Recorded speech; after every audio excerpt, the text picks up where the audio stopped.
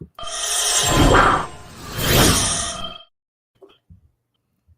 right, there. Katie Sutton, welcome back to your show. Good morning. How are you? I'm doing great. Last week we talked about, what was last week? It was 4 questions on how to revamp your career, or sort of like reframe or relook at your career. Yeah. And now if you've taken those and you've done those, I did a little bit.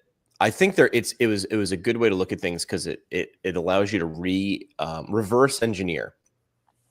Because what you would tell a 17-year-old, right? It's May as we record this. Next month, all these high school kids are going to graduate. These kids today, and that question's going to come up. What do you want to be when you grow up? Or what are you going to major in school? What job are you going to get after that? And the funny part is, someone said it when I was graduating high school, which was 1997, and I think the world was moving pretty fast in 97, but it's not even close to how fast the world is moving now. Yeah. So the reality is the jobs that the class of 2025 graduating from high school or college are going to have 5 years from now, they might not have been invented yet.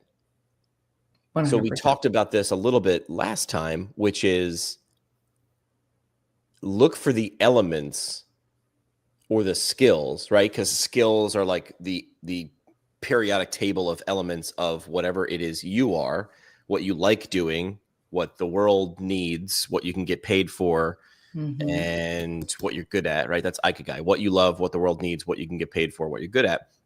So cool, but what skills, like in what direction? So not just saying to a high school graduate in 2025 or a college student in 2025, what classes should you take? A lot of times you work at a university, majors did not exist 5 years ago, and now they do, right? Yeah. Complete programs, complete schools didn't exist. So there was you found this. There was a recent report from World Economic Forum, I think. Yeah. And they did this really, I like charts. I like reading and everything, but like when you give me like an image to look at and I can sort of parse out what that is. And I thought that this image was really good. So we're going to flash it on the screen if you're watching a live stream on YouTube, but we'll walk through it. And this is, what kind of a chart is this? A quadrant? I guess. Yeah. A graph. Yeah. That sort of highlights on one side share of organizations that consider skills increasing in use by 2030 across the x-axis. And across the y-axis, they're talking about share of organizations that consider skills to be core skills in 2025. So what it's saying is what's important now and what will be important later. And obviously, if you look at that on an XY graph, the top, as always, or most of the time, top and to the right is better in this case. So where do you want to start? I've broken the images so we can look at them better into the 4 quadrants. We got to save the best for last, right? Let's save the future for last. What's going to be better? So let's start with out of focus skills. I was just going to say, let's start with the out of focus skills, because I actually found this to be quite interesting. Okay, so out of focus skills, like the worst possible or one of the worst possible skills on here, manual dexterity, endurance, and precision. Like people who are good with their hands, like that jumped out at me because I recently renovated my kitchen and people who are good with their hands, dude, they are worth a lot because. So I think what this is saying too is what it says, less essential now and not expected to increase in use. I think because this is the Global Economic Forum, they're looking at that on larger scales in terms of computing power. So that one jumped out at me, but I don't want people to say, well, maybe I shouldn't go back to school to be in the trades if that's what you like. I would actually encourage someone to do that. But what else on this quadrant of out of focus skills, less essential now and not expected to increase in use in 2030? Anything else jump out? Yeah, reading, writing, and mathematics. And I honestly think this is because of some of the things that's in the other categories like AI. You know, do you remember when we were in school and your teacher was like, you're not going to have a calculator with you all the time? And I'm like, well, listen, Mrs. Shiner, I'm very sorry, but in 5th grade, you said it's not like you're going to have a calculator in your pocket. And you're right. I could have an AirPod in my ear and just ask it to do the math for me. So now I'm not advocating for students or, you know, these kids today to understand the concepts of math, but like the kid who won the math bee or the spelling bee, cute trick, but not necessarily the most important thing as we go into 2030. No, yeah. Multilingualism, we know that there are, I mean, the one of the AI scribes that the company my day job uses, Athelis, it can change a note into 60 different languages with a click, like It's a click. wild. Yeah. So it's wild. You can put an AirPod in and have an in-person, real-time conversation with someone in a different language, and you can understand that person. I mean, this is Star Trek level stuff. Did you watch Star Trek? Were you a dork? No, I Or did a not. geek? I think I was a geek. And they would get over the fact that, like, well, how does everybody in space speak English? And they solved that by saying we have a universal translator. And that was like a cheap way of like saying, like, okay, well, the audience has to understand it, so we'll just shoot everything in English. Except that's a thing now. Like, Yeah. you know, in the future, you might have that built into your house. You might just have speakers around the house and be able to have a conversation. So manual dexterity, reading, writing, and arithmetic, multilingualism. This one sort of shocked me. You're in education, teaching and mentoring. I know. It was on my list of, I highlighted the ones that were either surprising or like shocking to me. And that was one that I had highlighted because I actually tell students all the time, I'm like, hey, some of the number one ways to avoid burnout is to either get mentorship or mentor someone else. And so if they're listening to this, they're probably going to be like, Katie said. But again, less essential, not expected to increase. So that doesn't mean that it's not important. Right. All right. So this is the bottom left of the graph as Tony Maritato chimes in, teach them how to fish. So like that, I believe he's talking about in terms of like math instead of like, you know, teach them how to do this stuff. So I don't know. To me, I would expect, and I've cheated because I've looked at this graph before, the ability to communicate an idea is going to be up there. So this is the bottom left. Where do you want to go? Where do you want to go now? Ooh, let's go to, how about steady? Yeah, let's do steady. Steady skills. So this would be core now, but not expected to increase in the future. So this would be the bottom right of the graph, like getting better, but not expected to increase. Not a whole lot on here that fits there. Dependability and attention to detail. If you're going to have AI oversight, you can, you know, I use Grammarly. I was never good at grammar and I have a degree in journalism. Like I could get the idea, but help me get the fine point. Where does the apostrophe go again? Possessive. I never learned that. And I'm 45. I'm not going to. Oxford comma. Nobody really knows. Yeah. Service orientation and customer service though. Yeah. Steady skill. Yeah. I mean, I can use all the technology I want, but I still hope that when I go to the coffee shop, I get great service and customer service, oriented towards the human experience. The funny part is as the pendulum swings, the funny thing is that's how pendulums work, right? So some of these things that are going to be, quote, less important in the next 5 years will likely improve. Gary V, do you know Gary V? You don't seem like a person who would listen to Gary V. That doesn't shock me, but the look on your face. Gary V's a bit in your face. He said something the other day, and he says a lot of things that are ridiculous now and then wind up coming true. Like he started doing a YouTube channel about wine tasting 15 years ago, and everybody was like, that's the dumbest thing I've ever heard. And he grew it to a multi-million-dollar business. Yeah. He said in 10 years or 5 years, I bet you'll be paying people to take walks with you. Like human companionship. Like there's a library somewhere in Europe that you can rent, you can take people out, like people with various backgrounds and spend an hour with them. And that's laughable right now until you live in a world where that isn't commonplace. Yeah. And now the rare thing is the valuable thing, the thing that was everywhere. All right. So that's the bottom right. I don't think we saw anything revolutionary in the bottom left and bottom right. Wait, like bring that back up. Which one? The bottom right? The steady skills. Yeah. Steady skills. There we go. Steady skills. Because I think, where is it? Empathy was somewhere close to that one. Empathy and active listening. But it might have been on the,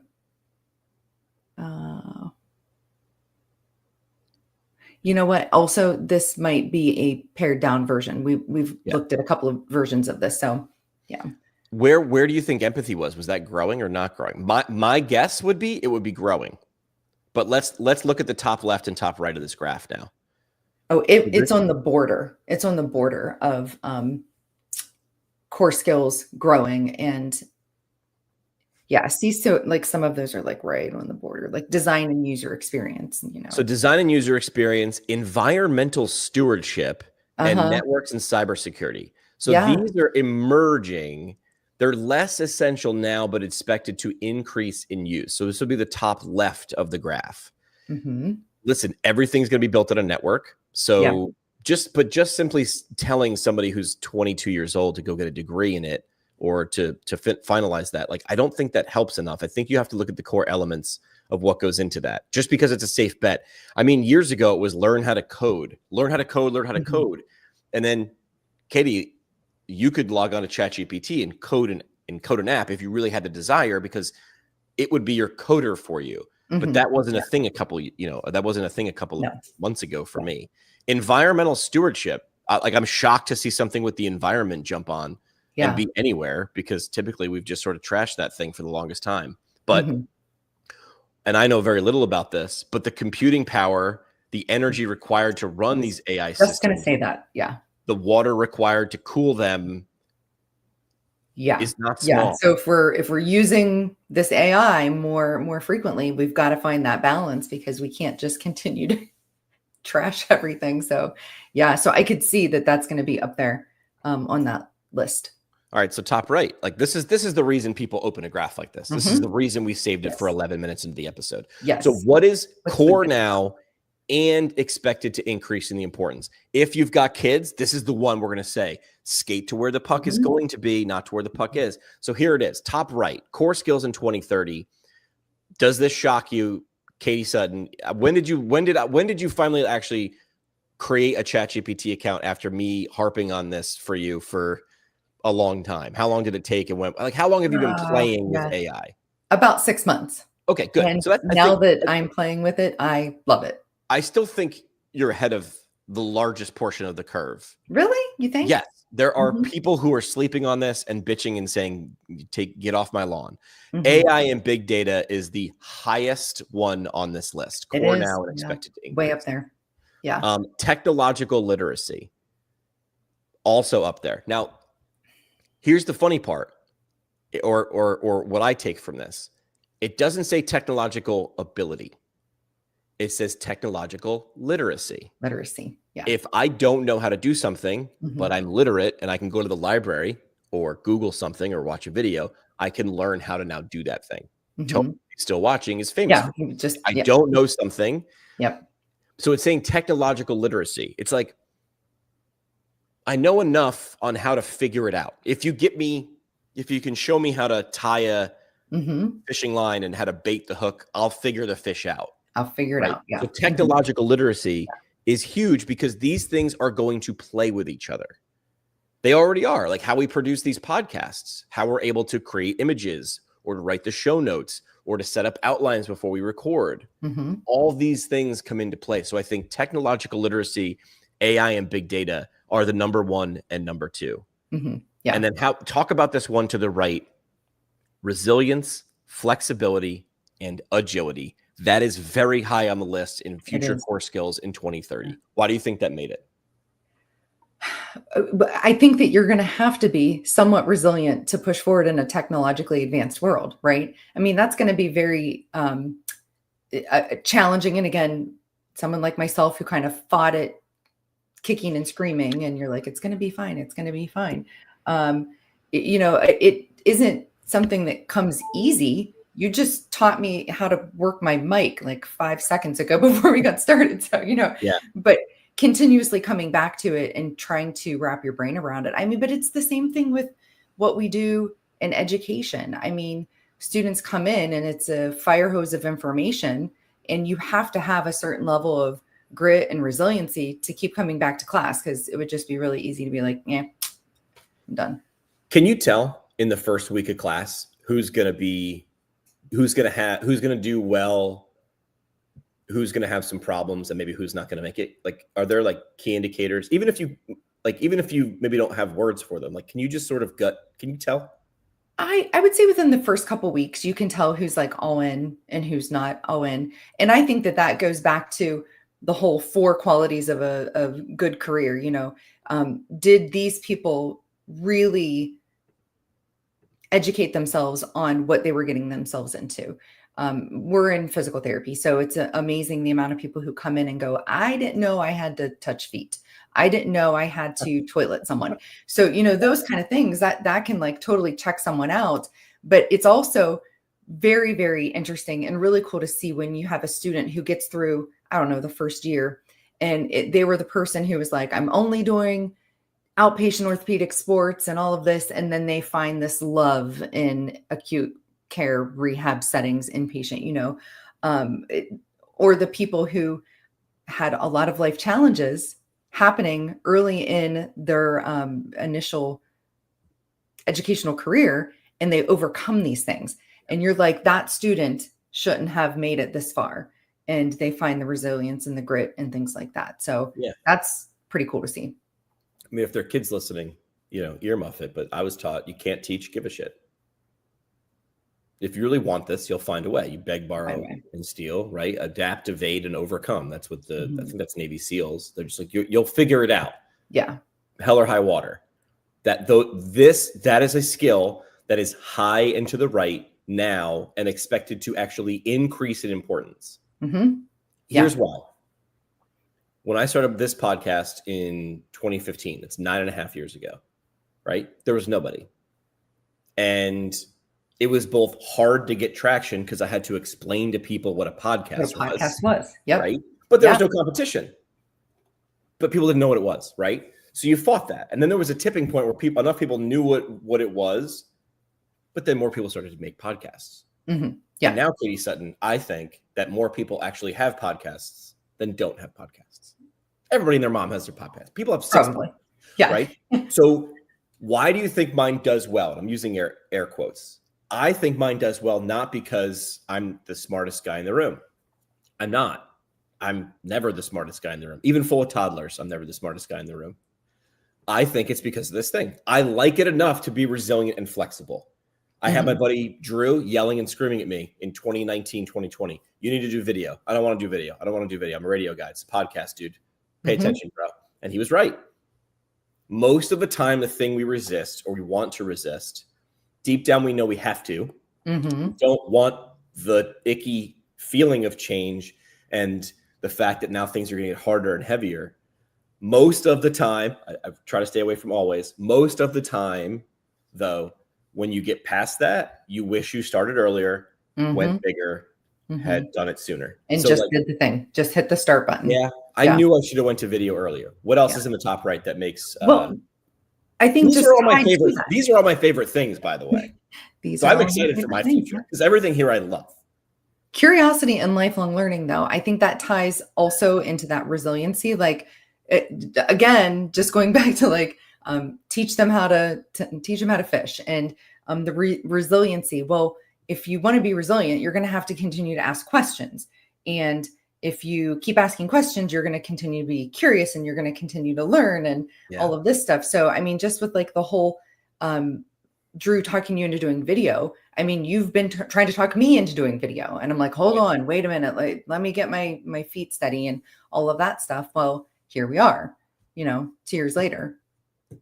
Tony, if he's still watching, Tony and I and Dave Kittle do a live stream focused on business, right?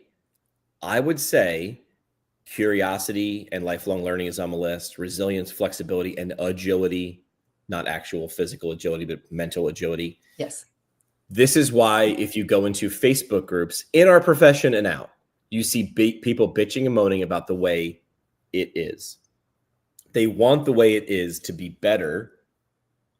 They have to understand that they need to change first. The way is never, don't ask for it to be easier, just become better. And unfortunately, better doesn't happen passively most of the time, right? No. So look at all these things combined, right? Resilience, flexibility, agility, curiosity, lifelong learning, technological literacy. Like these are some like human components. Yeah. Like you're going to have to keep working. Bad news. Listen, when my dad got a job in 1974, he learned something and then along the way learned a little bit. But the biggest learning came, I'm guessing, in the first 3 to 5 years. My dad was a fireman. The physics of fire didn't really change a lot. Fire burn, it go up, right? It go out. Yeah. It can kill you. Stay low. Now, maybe I know this, but they invented new tools, different types of nozzles, different equipment. So the little bit of learning along the way. but most of it, he didn't have to. That's one type of job. The jobs that we're in are very, very human oriented. Mm-hmm. And those are messier, and you're going to have to pivot. Yeah. And if you don't have these skills, I don't see you being successful in the future in most professions. Leadership and social influence. Yeah. Well, you know what I find interesting about this is some of my original kicking and screaming about AI was I was afraid it would remove that human experience. And if you remember me saying, it's going to take over your brain, you did say that. And I think you might. I did say that. It might be written somewhere too, but it didn't, when you look at that list of skills, there's still very much human element things that are in that expected to continue to grow, resilience, flexibility, curiosity, lifelong learning, leadership, and social influence. So it's not saying that it's removing the human experience. As a matter of fact, it might be upping the human experience a little bit. I have, since I bought a house 2-3 years ago, I now have acquired tools.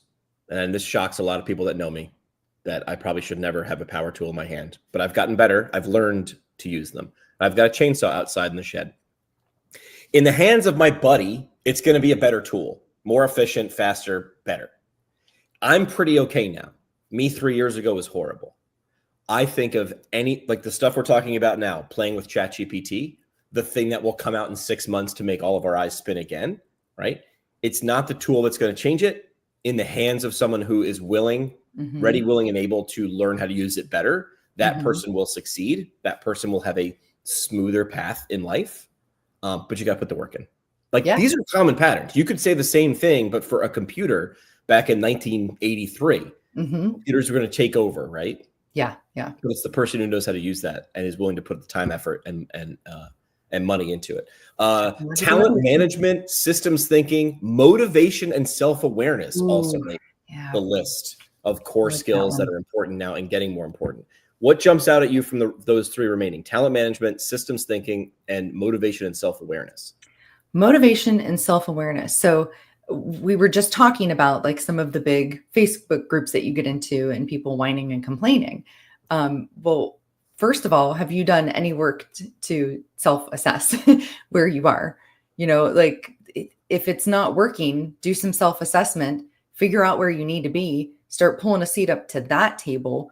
Yeah. So I always tell you that I get frustrated when PTAs kind of get like, oh, well, I'm just PTA and nobody listens to me and I don't have a voice and blah, blah, blah. And I see it the opposite. I'm like, well, I'm just going to keep showing up places where PTAs aren't going and I'm going to ask the questions. And so far, I've not been kicked out of any space. They've all been like, come on in, take a seat. So just pull the chair up. There's a few situations that I like to point out where people's bitching, I don't know. When's bitching productive? I'm not saying I don't do it. I get pissed a lot. We all do. Yeah. And, I was told long ago, you're allowed to bitch for 24 hours and then you got to put your boots back on and start solving it. No one's coming to you. Yeah. Did I ever tell you the boat story or the boat little analogy? It's like one of these moments in my life that I still remember. So I was training to be a beach lifeguard for a summer. I was going to be an ocean lifeguard. I was in North Myrtle Beach, South Carolina, one of the best summers of my life. And they did a week of training. And it was awesome, right? They were flinging us around on jet skis and, we're doing the Baywatch thing and whatever. It was awesome. Yeah. Yeah.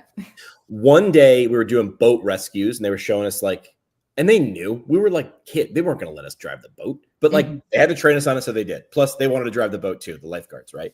So one day we're doing boats and jet skis and we're jumping off stuff and we're just, otherwise messing around and just learning this stuff. The next day we're out on the beach at 6:30 in the morning. And the instructor, I'm not going to try to do the accent, but he had a South Carolina accent. And he points to a buoy that was 1,000 yards offshore. And you could kind of see it. And he's like, the goal of this exercise is go touch the buoy and come back. And one of the kids from yesterday said, where's the boat? And this guy just looked at it and goes, you're the boat. Start swimming. So that stupid little thing, it was not arranged to be a life lesson for me, but that's my line. When it's you want that sail, I want that next milestone, that marker, I got news for you. There's no boat coming. Nobody's coming to save you. So Gotta when go get I'm it in yourself. Facebook groups and people are bitching, I hear Monty, who was one of the lifeguard instructors, I hear his voice going, all these people they're standing on shore waiting for the boat. Mhm. That buoy is not getting closer. It's only getting further. And they don't know. They're the boat. But Yeah. they Motto don't for the understand. day, be the boat. Yeah. And they don't recognize that they have the skills and the tools available to them. Some of us have more money and more connections and all that stuff. Sucks, dude. Some of us have bigger arms and bigger hands and we can swim faster. Start swimming now. I don't know. Like, use what you have as much as you can. So if I'm renovating the downstairs room to be more of an office, and like I've seen people do like neon lights, like custom neon lights and stuff. And You're the Boat is one of those things for me. I was like, I don't have any tattoos, but if I got one, that might be it. It's a reminder to me. It's like, I don't care what situation you're in. This has nothing to do with water or buoys or boats. This has to do with get your shit together. Yeah. You're the boat. So Motivation, self-awareness, motivation, self-awareness, these are all things that are important. core skill 2030. And then systems thinking, I don't even know the official term.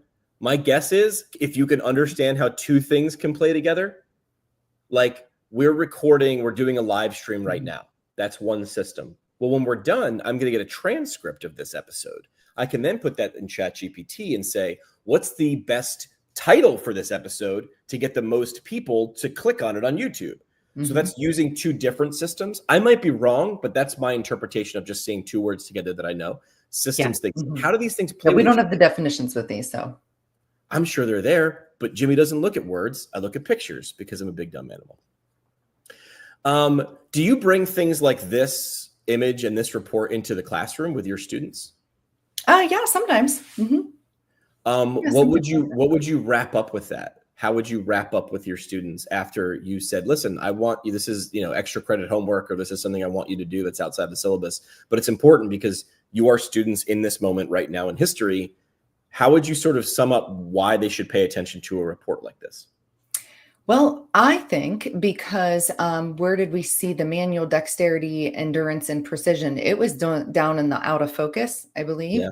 In a PTA program, what do? We teach them to work with their hands the whole time. So it's tons of labs. They're working with their hands over and over and over again. So my challenge to them would be, all right, I want you to look up there at that list of core skills in 2020 or 2030 that are expected to increase. And what creative things can we do to make our lives easier in the clinic within that bracket? Because we're so focused on all of the hands-on and manual, and that's fine. That's what they're going to need to be a good PT and PTA. But there's a lot of other things that happen in our day-to-day job that are the things that we don't like: documentation, billing, that kind of thing. But if you can use systems thinking and technological literacy, Yeah. like, again, my day job, we have an AI scribe, and people are like, I don't know if I'll switch. And I just look at these people and I do not try to convince anymore. I'm just sitting there. I'm old enough now to say, you do realize that there's not a person in 3 years that's not going to be using one of these. And maybe I'm even wrong in terms of saying 3 years. It's probably going to be sooner. But these people who are going to hang on and be the last bastion of writing manually because they want to prove that they're going to do it old school way. I mean, I'll date myself again. I edited radio commercials with a razor blade and Scotch tape and reel to reel. Now, I was like, that was the very end of that. Like, immediately while I was learning that, I was learning digital. And I learned it because the old guy there said, this is the right way to do it. And I remember thinking, okay, if he says it, I'll do it. And then I played with a digital editor and I was like, I'm going to need you to explain why this is better. Yeah. And it was better because it was nostalgic to him. And that was the way. And he didn't want to let go of that change. I know plenty of older people who are very adaptable to change. This is not an age thing. This is a mentality thing. This is not be like me trying to be anti-ageist, which I would like to be, but this is if you're seeing this old person not able to adapt, it's because they have a crappy mindset, not because these things are not correlation and causation. There are plenty of older people who don't want to. And that's fine too, if someone just doesn't want to learn. Yeah, I mean, I'll date myself. Back in 1999, I was an aide in a physical therapy department, and I would physically call every patient to remind them of their appointment tomorrow or whatever. Well, what happens now? You're getting text. an auto text message. We Yeah. have the ability to do auto AI phone calls now. And these are not like pipe dreams. These are very accessible to people. Yeah. In fact, if you're not using them, I question your ability to do the things in the top right-hand corner, which is systems thinking, resilience, and flexibility. Like you aren't taking advantage of the tools. You're waiting for the buoy to come to you instead of you being the boat. Yeah. All right, we're at the half-hour mark. What's your parting shot? Ooh. Well, I guess my parting shot would be just to embrace the change. I have been very forward that I was fighting some of the change myself. And now that I have embraced the change, I find that it makes my life a lot easier. So instead of sitting here racking my brain about a specific task I have to do, I usually say, is that something I can run through ChatGPT and make my life easier and save me an hour of time so I can move on to something else? So if you just learn to look at this core skills list in 2030 and not go, well, that stinks, but instead say, in what ways can I start to embrace this? I think it's going to make everybody's lives easier. I agree. I was going to have a very boring parting shot, and then you made me think of something. Bruce Lee, for the younger people in the audience, was an actor, martial arts expert, left the world I do know Bruce Lee. a lot too soon, was killed accidentally on a movie set, ironically. But he had a great quote, which was, be water. And his whole idea was like, you can fight water. It's hard. Like fighting through water. If you've ever tried to swim, fighting the water, you're going to lose. So his whole idea with be water, which is like work with it, right? Understand what environment you're in, if it's water, and figure out how to move through it. Maybe trying to run through water isn't going to work. But if I get into a good swimming position, I can move through water, work with the water. Work with it. The water in this scenario on this chart anyway, looking towards the future, is all the different ways the world is turbulent and waves are coming and it's changing. Yeah. Be water. I mean, have you ever done whitewater rafting? I have. Yeah. And what do they tell you if you fall out of the boat? Don't stand up. Correct. You go with the flow. Yeah. Right. So if you stand up, you're going to get hurt. You're going to get your ass kicked. Yeah. All right. We're back next week, same time, but you can take a listen to your podcast, PTA Plus podcast, one of the very few focused, hosted by a PT for PTAs. And we are also headed to the future of rehab therapy, FORT, the APTA event. Drew Contreras is spearheading that. Summit, right? Yeah. Future of rehab therapy summit. It's a lot to say. We'll put the link in the show notes for that. That's going to be Washington, D.C. A lot of these things and these skills that are being talked about right now will be on display in full view. So check out APTA, their website for future rehab summit. Katie Sutton,